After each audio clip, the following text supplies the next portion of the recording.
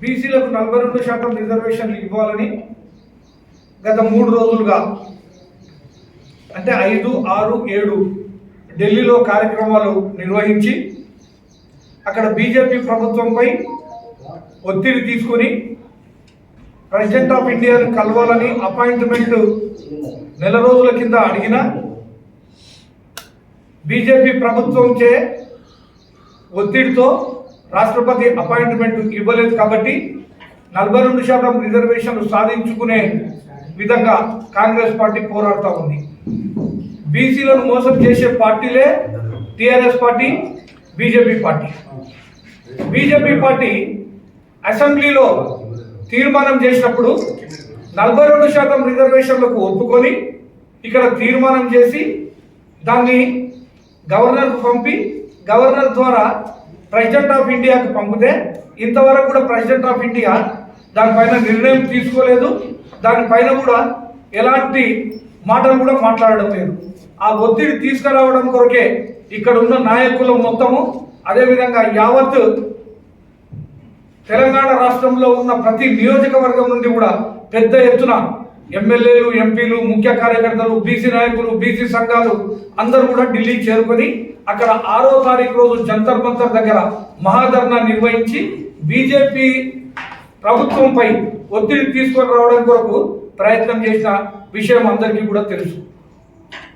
నేను ఒకటే అడుగుతా ఉన్నాను, 2019 లోపల 31 జనవరి 2019 లోపల కాన్స్టిట్యూషన్ అమెండ్మెంట్ ద్వారా అంటే 103 కాన్స్టిట్యూషన్ అమెండ్మెంట్ ద్వారా ఈడబ్ల్యూఎస్ ఎకనామికల్లీ వీకర్ సెక్షన్స్ కొరకు హడావుడిగా 10-15 రోజులలోనే 10% రిజర్వేషన్లు చేసిన ఘనత బీజేపీ ప్రభుత్వానికి దక్కింది. మళ్ళీ ఈడబ్ల్యూఎస్ ఎకనామికల్లీ వీకర్ సెక్షన్స్ ఉన్న వాళ్లకు 10% కేవలం 1 నెల లోపలనే తీసుకొని వచ్చిండ్రు. బీసీలకు 42% తీసుకొని రావాలి అని చెప్పేసి ఇక్కడ అసెంబ్లీలో తీర్మానం చేసి ఢిల్లీకి పంపినా ఎందుకు బీజేపీ ప్రభుత్వం చేయడం లేదు అని నేను బీజేపీ నాయకులకు సూటిగా అడుగుతా ఉన్నాను.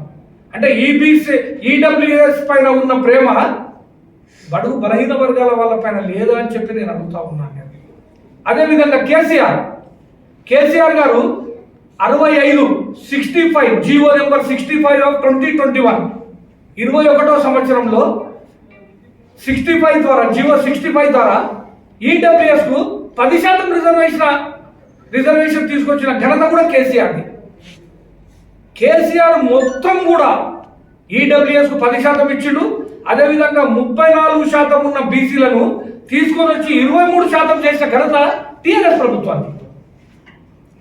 ఒక్క బీసీలను కూడా సీట్లు ఇవ్వలేదు, బీసీ నాయకత్వాన్ని ప్రోత్సహించలేదు. బీసీ కులగణన ప్రకారము 46% ఉన్న బీసీలకు ఏం స్థానం ఉంది అని చెప్పేసి కూడా ఈరోజు నేను బీజేపీకి టీఆర్ఎస్ వాళ్ళని అడుగుతా ఉన్నాను. నేను మనం చూస్తూ ఉన్నాం ఇంత పెద్ద ఎత్తున బీసీలు ఆశించే స్థాయిలో ఉన్నాం.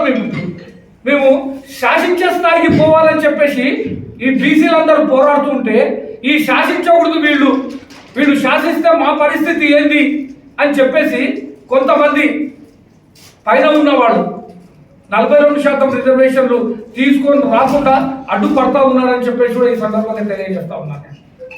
కాబట్టి బీసీలను మోసం చేస్తున్న పార్టీ టీఆర్ఎస్ పార్టీ మరియు బీజేపీ పార్టీ. బీజేపీ వాళ్ళు ఇక్కడ అసెంబ్లీలో తీర్మానం చేసిన తర్వాత అక్కడ 8 మంది ఎంపీలు ఒక్కరు కూడా బీసీ రిజర్వేషన్ పైన మాట్లాడడం లేదు. అంటే వాళ్ళ చిత్తశుద్ధి ఎంత ఉందో అనేది ఒకసారి ప్రజలు గమనించాలి, ఆలోచన చేయాలని చెప్పేసి కూడా ఈ సందర్భంగా తెలియజేస్తా ఉన్నాను. ఇంతమంది 1000 మందిని తెలంగాణ నుంచి మహబూబ్ నగర్ నియోజకవర్గం నుంచి 40-50 మంది, అదేవిధంగా మహబూబ్ నగర్ ఉమ్మడి జిల్లా నుంచి కూడా ప్రతి నియోజకవర్గం నుంచి కూడా యావరేజ్గా 40 మంది స్పెషల్ ట్రైన్లలో ఫ్లైట్లలో వెళ్ళేసి అక్కడ 6వ తారీఖు రోజు ధర్నా తీసుకొని వచ్చి దాదాపుగా 100 మంది ఎంపీలు ఇతర రాష్ట్రాల నుంచి ఎంపికైన వేరే పార్టీలకు సంబంధించిన ఇండియా కూటమి ఎంపీలు 100 మంది ఆ ఆ సమావేశానికి హాజరై ఆ ధర్నాకు హాజరై వాళ్ళ అభిప్రాయాలను రేవంత్ రెడ్డి గారు చేస్తున్న ఈ బీసీ నినాదాన్ని మేము కూడా ప్రోత్సహిస్తాము. ప్రతి రాష్ట్రంలో కూడా బీసీ నినాదం తీసుకురావడానికి కొరకు మేము కూడా మీటింగ్లు పెడతాము. మేము తెలంగాణ రాష్ట్రాన్ని స్ఫూర్తిగా తీసుకొని ఈ ఉద్యమాన్ని దేశవ్యాప్తంగా కూడా మేము ముందరికి తీసుకుపోతామని చెప్పేసి కూడా తెలిపిన సందర్భం. ఇంత పెద్ద ఎత్తున బీసీ నినాదం జరుగుతూ ఉంటే ఎందుకు టీఆర్ఎస్ పార్టీ మాట్లాడడం లేదు అని చెప్పి అడుగుతా ఉన్నాను. టీఆర్ఎస్ పార్టీ 34% నుంచి 23% తెచ్చిన బీసీ రిజర్వేషన్ తెచ్చిన ఘనత టీఆర్ఎస్ పార్టీ. టీఆర్ఎస్ పార్టీకి చిత్తశుద్ధి లేదు. ఆ పార్టీ సంస్థాగతంగా కూడా బలంగా లేదు. వచ్చే ఎన్నికల్లో మనం చూసినాం, ఎంపీ ఎన్నికల్లో ఒక్క సీటు కూడా టీఆర్ఎస్ కు రాలేదు. రాబోయే కాలంలో టీఆర్ఎస్ పార్టీ అనేది ఉండదు. అంతర్గతంగా చెల్లెలు అన్న విభేదాలు, ప్రజల్లో కూడా చులకన, కేటీఆర్ గారు ఇష్టం వచ్చినట్టు మతి భ్రమించి ఏదేదో మాట్లాడుతున్నాడు. కాబట్టి టీఆర్ఎస్ పార్టీ అనేది మునుముందు ఉండదు. ఇక బీజేపీ పార్టీ అంటేనే బీసీల వ్యతిరేక పార్టీ.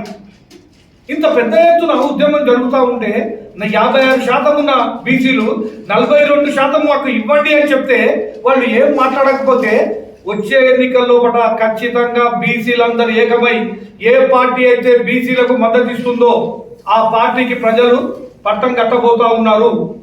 వచ్చే ఎన్నికల్లో కాంగ్రెస్ పార్టీ ఏదైతే మేనిఫెస్టోలో పెట్టిందో 42% బీసీలకు ఇస్తామన్నారో ఆ నినాదం పైననే కట్టుబడి ఉండి వచ్చే ఎన్నికల్లో స్థానిక సంస్థల్లో ఇక్కడ కార్పొరేషన్లో కానివ్వండి, అక్కడ ఎంపీటీసీ జడ్పీటీసీ సర్పంచ్లో కానివ్వండి, పార్టీ పరంగా ఒకవేళ బీజేపీ ప్రభుత్వము ఒప్పుకోకుండా దాన్ని అదే విధంగా పెండింగ్ లో పెడితే పార్టీ పరంగా కాంగ్రెస్ పార్టీ 42% ఇచ్చి ఆ 42% బీసీలకు సీట్లు కేటాయించి బీసీలకు సముచిత స్థానం ఇచ్చి ముందరికి తీసుకుపోయే పార్టీ కాంగ్రెస్ పార్టీ. కాబట్టి ప్రజలందరూ కూడా ఒకసారి ఏ పార్టీ కాంగ్రెస్ పార్టీ మద్దతు ఇస్తుంది బీసీలకు, అదేవిధంగా టీఆర్ఎస్ బీజేపీ పార్టీలు ప్రజలకు మోసం చేస్తుంది బీసీలకు అని చెప్పి గమనించాలని చెప్పేసి కూడా ఈ సందర్భంగా నేను తెలియజేస్తా ఉన్నాను. కాబట్టి ఒక్కసారి ప్రజలు కూడా ఆలోచన చేయాలి. వచ్చే కాలం లోపల ఓన్లీ కేవలం కాంగ్రెస్ పార్టీ బీసీలకు సముచిత స్థానం ఇచ్చి రాజకీయంగా ఎదుగుదల కొరకు కాంగ్రెస్ పార్టీ తోడ్పడుతుంది అని చెప్పేసి కూడా ఈ సందర్భంగా నేను తెలియజేస్తాను.